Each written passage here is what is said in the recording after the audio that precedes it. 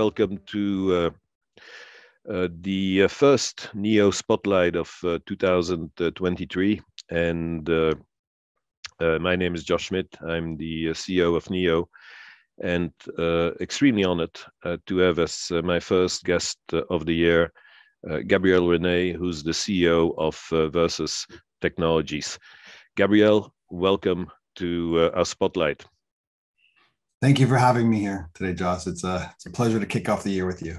True pleasure from my side too, and I think we have a lot to cover, and we're going to start immediately with it. Versus Technologies, an organization that is enabling next generation AI. Could you tell me a little bit more about the organization, what your value proposition exactly is, what next generation AI means, and what the state of affairs is when we talk about AI? So lots in there, but I think that is what our audience wants to understand. Well, thank you. Versus is a company focused on building really the world's first artificial intelligence operating system, a set of developer tools for third-party developers to build AI applications and artificial intelligent agents for anything. We started by building some of our own agents, which we deployed into the supply chain industry. I'm sure we'll talk about that a bit today. But the real vision here is that as we shift from the information age to the intelligence age, and AI has been in the headlines pretty loudly since Christmas, those 10 million developers that are building apps on smartphones are now wanting to build smart apps for everything. And so we intend to be that platform upon which they build and deploy those over the coming years. So you want to be the platform that will enable AI. I think that is very clear. You just said AI has been experiencing major change and evolution quite recently. What do you mean by that? Well, there's been, since its inception, back when Alan Turing in the 50s, sort of the godfather of artificial intelligence, asked the question, can machines think? We've been designing computers, essentially built the first real computer, to automate computational cognitive abilities, right? And computers have been very deterministic, and there's been several waves of AI, several springs and winters, if you will, where the promises were overrun by their inability to deliver. And about 12 years ago, there was a breakthrough in what's called deep learning. This is kind of a combination of some old ideas around neural nets, which you may have heard of, layers and layers of them. So deep neural nets for machine learning, and the fact that the compute chips and compute power of CPUs and then GPUs got so fast that you could really take big data and crank them through these things. And now we're seeing the fruition of that in the form of what's called generative AI, this idea that you can give a bit of text to a little chatbot like ChatGPT, which is making headlines, and Stable Diffusion and Midjourney and others, where you give some text and it paints a picture or it draws an illustration. And essentially, it's some of the greatest art I've seen. More art has been designed and delivered by prompts from humans and by AI in the last 8 weeks than in the history of the human race. So major changes are happening. Microsoft stepped in and offered OpenAI, the company that invented ChatGPT, which, by the way, got 5 million users. In 5 days got 1 million users. Instagram, Facebook, and the rest were 6 months to 2 years. So no one's ever seen this kind of rate. And so they've offered them $10 billion at a $29 billion valuation. So we're beginning a new wave, right? And this new wave is really the transition where instead of having smartphone apps, now we're going to have smart apps that are hyper-personalized, that can automate IoT devices and robots and cars, and be able to automate software processes and enterprise companies, and even personal assistants for ourselves. So I think that the click over point where we're ready to get what was called the Turing test, which was, can you have a conversation with a chatbot and not be able to really tell whether or not it's human? I believe we've surpassed that in the last month or so. There are certainly plenty of talking heads moving the goalposts and debating the merits of that, but people are spending hours and hours having these conversations, getting advice, information, creating art, now music. We're seeing videos coming out of Google and others. It's going to fundamentally change online content and media, and I expect that it's going to, in general, change the world. So this is the beginning of the real AI wave that has been prophesied for quite some time.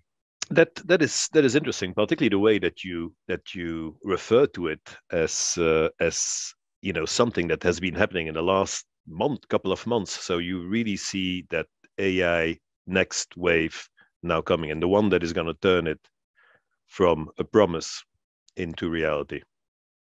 Yes, and Precedence Research predicted last year we'd hit about $160 billion market for artificial intelligence. Obviously, this enterprise is a big piece of this, going to 1.6 trillion by the end of the decade. That's before the wave kind of kicked up here off of some shelf in the ocean that we didn't all see and expect. That is still the fastest growing software market in history by, I think, 4x in half the time. So I expect those numbers to go up. This is definitely the opportunity of a generation with respect to investment in this wave. If you invested in the last wave of technology, if you were able to get into Uber or Postmates or DoorDash or any of the big winners of the smartphone age, Spotify and the rest, the real challenge though is that just like those companies, most of the AI companies here are going to be invested in by a strategic like Microsoft or the venture capital, the private equity guys. The public markets actually don't really tend to get access when these waves start. We get access 5, 6, 7, 10 years down the road after 1,000x has happened and the VCs have essentially funded those sections. Versus is a public company. We're one of the very few pure play AI companies in the public sphere here being traded on the NEO. So I think this is the question I think investors need to ask themselves is, where do I get exposure? How can I be a part of this wave and not have to wait 5, 10 years to get on it? Well, hold that thought, because that is something that I want to come back to a little bit later in the discussion also. But I think you already gave a very nice little taster around something that a lot of people should be thinking about. I would like to come back to what you said about the market, the size of the market, the total addressable market. So you already addressed it a bit. That's always a very important element for someone who looks at an organization, at a company, or if you build a business yourself, or if you want to invest in a company. Like, what is your total addressable market? So you gave us a very large figure earlier, but if I now tie it back to Versus specifically, what would you say is the size of that market, and how would you define that market? And do you have somewhere, because you are an enabler of artificial intelligence, so what is your market? How do you define that market? And what are some of the tangible results that you already see? Because I did notice a press release you came out with, I think it was in November, around the partnership with Blue Yonder. Yeah, so let me try to connect the dots between those. I guess that the first thing to say is that when these waves begin, people have all kinds of predictions about total addressable market, what they think their submarket is, what we think pricing is, what we think the business models are. And the truth is, almost everyone's wrong, right? And these adjustments get made over time. So I'm gonna give you some ideas, some numbers here, but I want to point out that the real question is there a really, really big market? Yes, there's a really, really big market. What is our positioning relative to that market? Well, classically, when we've seen this in the past, not the incumbent, but someone new. Google was not the incumbent. I mean, Apple wasn't the incumbent, right? Nokia, BlackBerry, and often, in the case of Apple in the PC era, Microsoft, IBM was the incumbent at the time. Yep. No one saw Facebook coming, right? OpenAI has come out here first with their solution, and they're essentially a research group, and so the ones that sort of lead the charge, if they get that formula right, tend to take 60 to 80% of the market.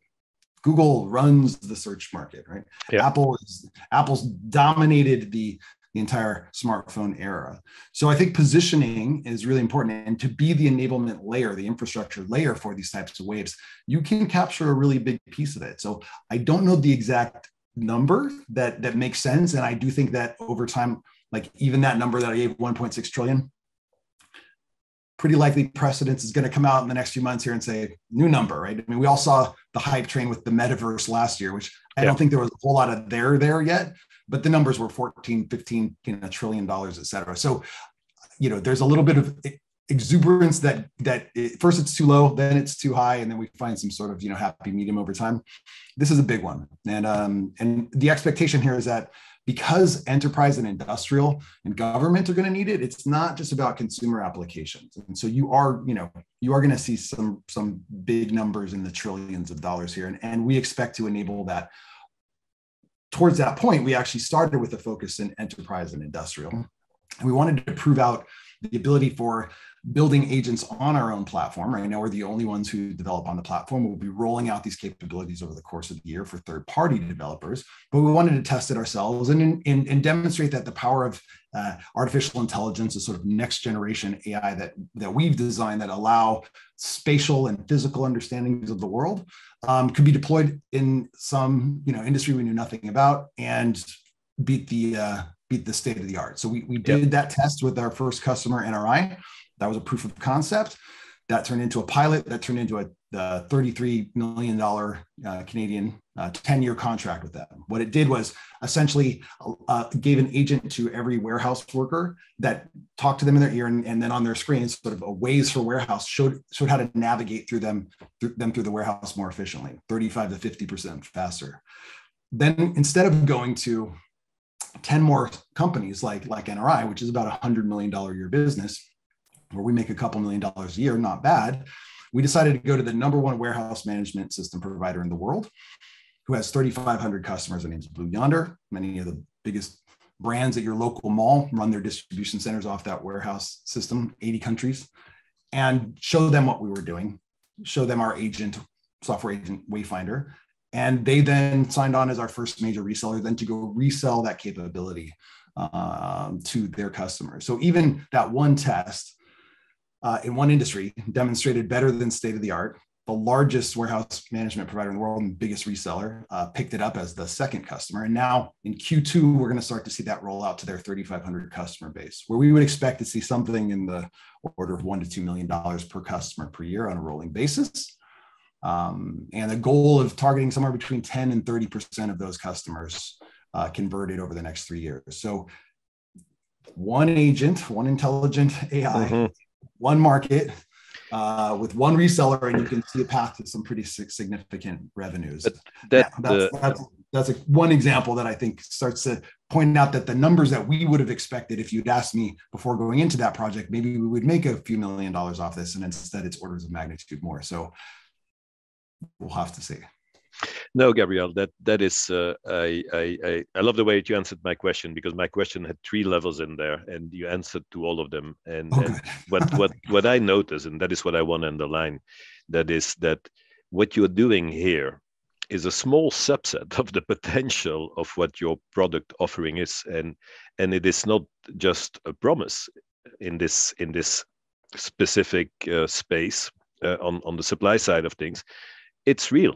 It works. It happens, and you are already expanding it. So I think that is a message that's very important for our audience to understand. We're not talking about a vision. We're talking about something that is real and that is generating major benefits to your early clients, including your partnership with one of the biggest players in the world, if not the biggest, as you said.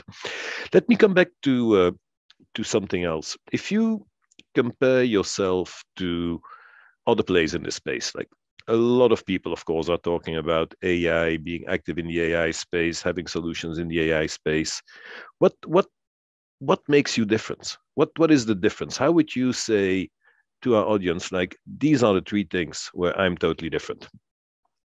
Well, the first thing I think is the approach that we're taking, in that we want to be an enabler, not the best vertical solution. So even in the supply chain space, like I said, that was such a proof of concept that's turned into a fairly lucrative, business, and in a way, an insurance policy, for investors. We wanted to demonstrate some efficacy there, and show some revenue. But really, we don't want to be in the business of making applications. Apple doesn't make applications. They did the first year, 2007, Steve Jobs came out. Here's the iPhone. Here's 10 apps that we put on it. And the next year, 500 apps by everybody else. And today there's 5 million apps, across the 2 app stores. And and 10 million plus developers around the world. Joss, in the last 8 weeks, the number one question those developers are asking themselves: how do I build an AI app? Not how do I build a smartphone app? How do I build AI into my app, right?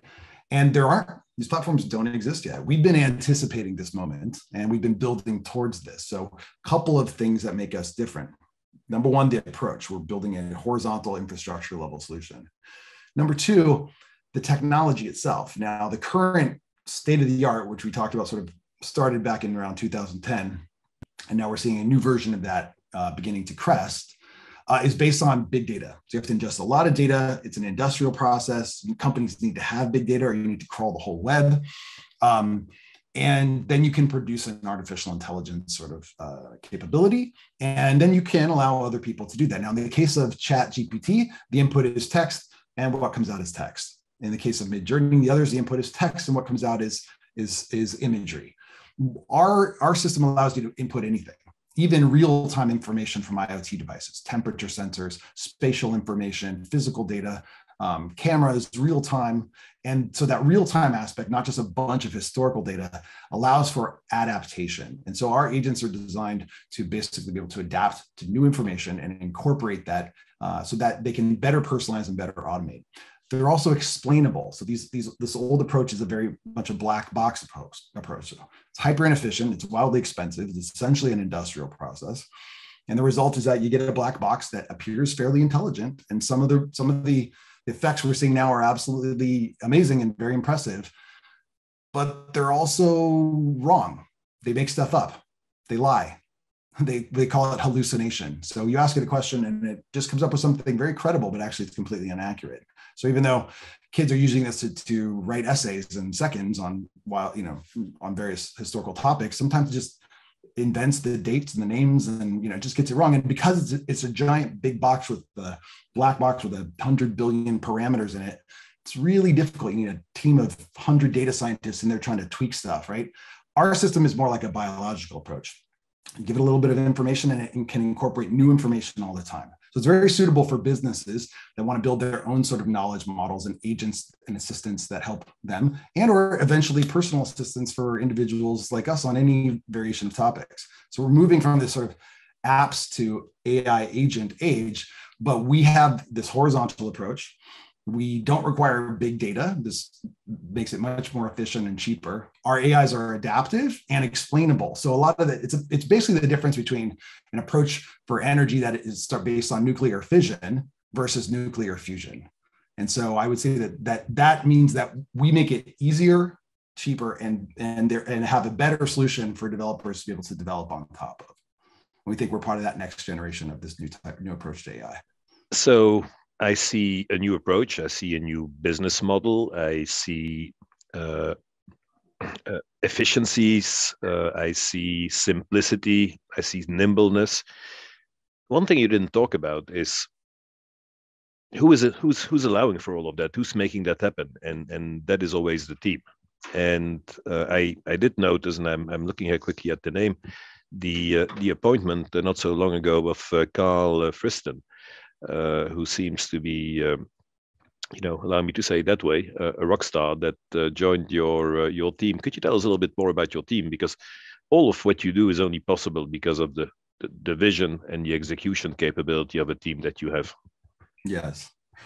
Well, we're very honored to have Professor Carl Friston join us. I guess before I go into Carl specifically, we've assembled a combination of some of the top engineers in enterprise software, robotics, and AI with enterprise backgrounds that know how to build large scalable systems, with really the leading scientists in a category of neuroscience called computational neuroscience, which is essentially how the brain processes information and how do you reflect that in software. This is very different than the machine learning process that's state of the art today and that we're seeing really start to, to drive the headlines. A lot of that approach is led by, and has been led by for quite some time, this professor from University College London, world-renowned, named Professor Carl Friston. Dr. Carl Friston is widely considered one of the top neuroscientists, if not the top neuroscientist in the world. He invented the mathematics behind fMRI brain scans. So he's also turned out to be one of the most cited scientists in all of history, hundreds of thousands of citations, much more than, say, Einstein, which is we largely consider to be the one of the brains. And speaking of Einstein, what Einstein figured out was a breakthrough in physics. And so people have compared Carl to Darwin, but also I think that you could say that what Einstein is to physics, Carl is to intelligence. So Carl cracked the code on how things and essentially intelligent things process information. And it has to do with hyper efficiencies and not big data, but little data and focused data and being able to adapt and acquire and assume and predict. Right. And so we brought Carl on about 6 months ago. He was an advisor to the company for a while before that. And we'd slowly been building up a collection of his former PhD students over a period of a few years. And so, of course, they kept calling their old professor, hey, I got a question about this, a question about that. What are you guys doing over there? And then we were lucky enough to really synthesize our vision with Carl's, and he's come aboard and he leads our entire AI research division. And as a result, we've recently published a landmark paper on what our thoughts are around the future of AI, what kinds of architectures are required to build it, to make sure it's safe, to make sure it's explainable, to make sure it's scalable. It's one of those things that doesn't happen to a startup. Someone like Carl would typically go to a Google or an Apple or a Facebook or what have you. And so I think that it's a significant indication that he believes that we are on the right track and closest to the results. Yeah, I think it says a lot, particularly the way, as you mentioned, that he discovered you, because that tells a lot about what you have been doing and what your organization has been achieving. Before I go into a couple of other questions in a bit of a different angle, I would like to remind our audience, if you have any questions, feel free to put them in the Q&A, and I will make sure that I'll put it forward to Gabriel. And if we don't manage to do it today, he will get the questions, and I'm sure he will revert to you with answers. Shifting in a totally different direction, Gabriel, we've talked about the value proposition, what makes you unique, the great team that you put together, and you also see that in one of your recent white papers that came out about the future path of AI. So you guys are really moving full speed ahead. But I would like to talk a little bit now about the markets and finance. And one thing that I have noticed is that your stock has been doing pretty well in light of the macro environment in which we are. Like, we've seen, pretty depressive market, as you know. I'm not going to learn anyone in the audience anything by saying that. Right. And I see that you got that impact also. You're part of the world, so you cannot ignore it. But then I see a recovery. Having listened to you, I can come up with a couple of good reasons, but I would like to hear it out of your own mouth. Like, what is driving that in your eyes? Well, I wouldn't claim to be an expert on the public markets or to be able to read the minds of the public at large, but I do think that since we came out and launched on the NEO in June, we have made a full recovery on the stock, which is certainly, I heard a joke last month. It was 30% down is the new 30% up, because some money was 60 or 70 down. So full recovery, I think, is probably a very decent signal. I think that over the last several months, what we tried to convey was that we're in the business of building out this core capability and making it available for this next generation of developers. Meanwhile, we have a lot of whales, big whales, large Fortune 500s that have engaged with us at some level, either in a pilot or in our pipeline, and want to develop on the platform and perhaps even themselves. And so, as opposed to merely saying, well, here's the next NRI, and here's the next one and the next one, and show very incremental sort of growth here, we communicated we were going to go get the biggest whales. In fact, they came to us, and Blue Yonder was a big example. So if you look at the stock and kind of relative to some of the press releases, there's sort of two big spikes. I think they correlate with the Blue Yonder announcement and with the Carl Friston announcement. So I think hypercredibility, significant market traction demonstrating efficacy and scale have really assisted. And then just in the last couple of weeks, you see even the volume really starting to increase here. Yeah. And I think that is now people are going, oh, where can I get exposure to AI in the market? And what's a pure play as opposed to like AI for cybersecurity or AI for healthcare, what have you. And I think our story is starting to translate. And that 0 to 1 problem.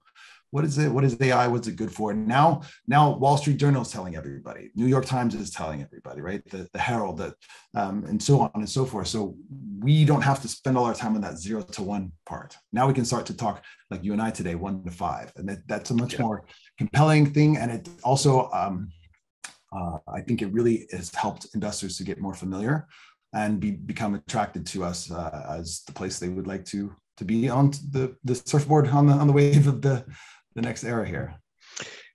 But I think, if I take a step back and I look at what has been happening to your stock, of course, I would relate it back to what's happening in your organization, and it is the tangible nature. I used that word early in our discussion, the tangible nature of what you do. You have real achievements you're delivering, and at the end of the day, that is always a critical point for any business you're in. You have to demonstrate that you are delivering, and I think that is important. And now you are probably in a good environment, as you said, where this topic or where AI is really topical, and that is something to leverage. And I'm very happy to see, indeed, the type of liquidity that is coming to our market to support that investor interest.